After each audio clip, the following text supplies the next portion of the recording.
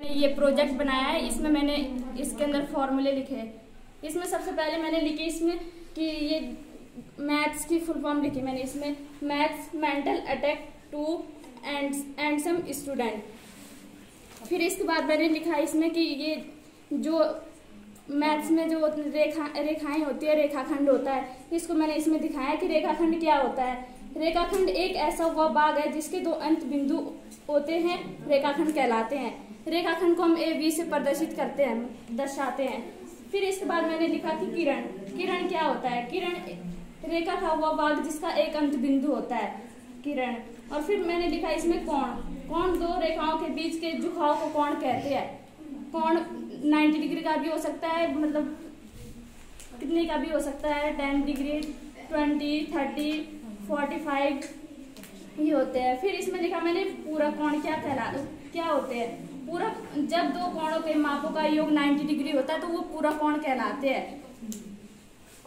और फिर जैसे उदाहरण कि 30 व 60 90 डिग्री हो जाता है हमारा, और 45 व 45 90 डिग्री होता है, तो ये पूरा कोण कहलाते हैं। और समपूरक कोण, जब दो कोणों के मापों का योग 180 डिग्री होता है तो वो कोण समपूरक कोण कहलाते हैं। जैसे उदाहरण के लिए मैंने यहाँ पर 60 व 120 तो हो जाता है, ये 180 हो जाता है। और फिर यहाँ पर लिखा मैंने 90 व 90, ये भी 180 डिग्री हो जाता है, तो ये समपूरक कोण कहलाते हैं। फिर लिखा मैंने न्यून कोण, न्यून कोण ऐसा कोण जिसकी माप 0 तथा 90 डिग्री के बीच होती है, न्यून कोण कहलाता है। उदाहरण के लिए ये मैंने यहाँ पर न्यून कोण बनाया है 30 डिग्री व 60 डिग्री। फिर इसके बाद आता है समकोण त्रिभुज, ऐसा कोण जिसका माप 90 डिग्री हो, समकोण त्रिभुज कहलाता है।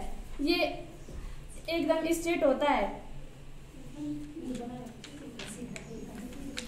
फिर ये अधिकोण, ऐसा कोण जिसकी माप 90 डिग्री से अधिक परंतु 180 डिग्री से कम होती है, अधिकोण कहलाता है। ये उदाहरण के लिए मैंने यहाँ पर 120 और 130 का कोण बनाया। और अब है ऋजु कोण, ऋजु कोण ऐसा कोण जिसकी माप 180 डिग्री होती है तो वो ऋजु कोण कहलाता है। इसको सरल कोण भी कहते हैं, या 180 डिग्री का होता है, यानी कि सरल रेखा जैसी होती है पूरा। फिर है प्रतिच्छेदी रेखाएं, प्रतिच्छेदी रेखाएं यदि दो रेखाएं एक दूसरे को मतलब प्रतिच्छेद करती है या काटती है, वो प्रतिच्छेदी रेखाएं कहलाती है। फिर इसके बाद मैंने अब दूसरा टॉपिक लिखा है यहाँ पर त्रिभुज। त्रिभुज 3 भुजाओं से घिरी बंद आकृति को त्रिभुज कहते हैं। त्रिभुज के प्रकार लिखे फिर मैंने, समबाहु त्रिभुज जिसकी तीनों भुजाएं बराबर होती है, समबाहु त्रिभुज कहलाता है। समद्विबाहु त्रिभुज, दूसरा त्रिभुज जिसकी दो भुजाएं बराबर हो, एक भुजा अलग होती है, उसे समद्विबाहु त्रिभुज कहते हैं। फिर विषमबाहु त्रिभुज जिस त्रिभुज की भुजाएं तीनों अलग अलग होती है, विषमबाहु त्रिभुज कहलाता है।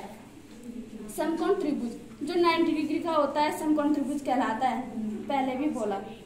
त्रिभुज का क्षेत्रफल होता है 1/2 आधार गुणा ऊंचाई। त्रिभुज का परिमाप S बराबर A + B + C, और त्रिभुज का अर्ध परिमाप A + B + C/2। धन्यवाद।